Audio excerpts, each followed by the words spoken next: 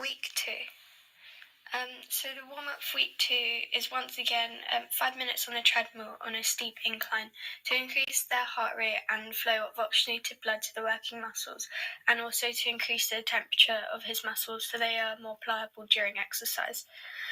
Also, I've added 30 seconds of high-intensity skipping, so that should be 80 to 90% of his maximum heart rate. This is because there is a longer duration of exercise in the main session. Therefore, I need to increase his heart rate even more so that there is an adequate amount of oxygenated blood that is supplied to his working muscles that he needs for exercise. And the area of the body that is needed for exercise is his legs. That's another reason why skipping is a perfect warm-up, because it allows the leg muscles to increase in temperature as there are rapid contractions happening in those leg muscles in order to skip over the rope. Next, because they're working on the treadmill again, I'd like to do dynamic stretches based around the leg area. So I'd like them to do 5 reps of each exercise on each leg. So the exercises are lunges, squats, and the hamstring stretch, where they lift their foot towards them and sweep to try and touch the floor with their hands, and this should create a stretch down the back of the hamstring. These exercises are suitable for my client to prepare them for exercise, because this will enable his leg muscles to be more pliable, which will aid his running action during the training session, which will also reduce the injury risk of a muscle tear. For the cool down, instead of just walking on an incline on a treadmill, for variation, I'd like my client to do step-ups on and off a bench, but like an RP of 5. So it's not high intensity, but their leg muscles are still moving to make sure they remove the waste product of carbon dioxide. After this, I'd like them to do static stretches on their legs. So I'd like them to do 5 reps of each exercise. So the ones I want them to do are lunges, squats, and a calf stretch. So the calf stretch, you sit on the floor with your legs out straight. Then you need to grab one of the arches of your foot and then pull your toes towards you.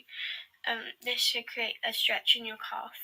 If my client can't straighten their legs and then reach forward and grab their feet, then they can bend their knees. But you have to make sure that you grab the arch of your foot and then pull your toes up, because that will create a stretch in your calf. The reason for these stretches is because they've been predominantly working on their leg muscles during the training session.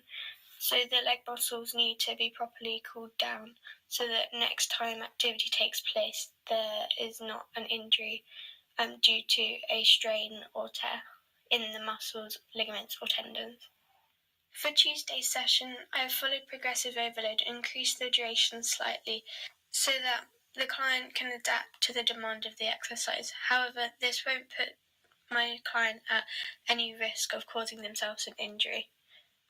I've kept the client on the treadmill to not only increase their aerobic capacity to reduce their resting heart rate and blood pressure, I have also used the treadmill as a weight-bearing exercise to build up the muscle fibers as impact is being placed on them. However, not putting too much strain on the client, as there is no additional resistance that the client has to work against.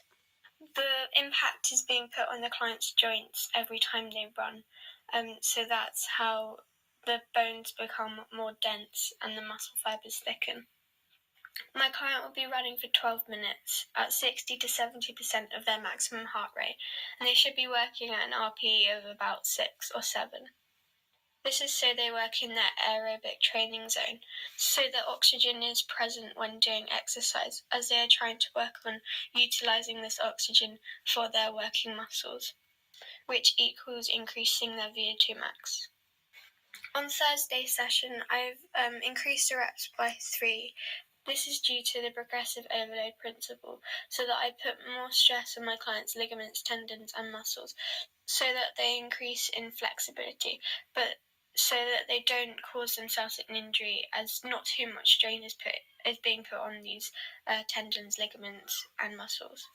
I've kept the exercises the same as last week for the moment, as the client is not working to a high intensity and is not working any additional muscles other than their legs and core during the main session on Tuesdays.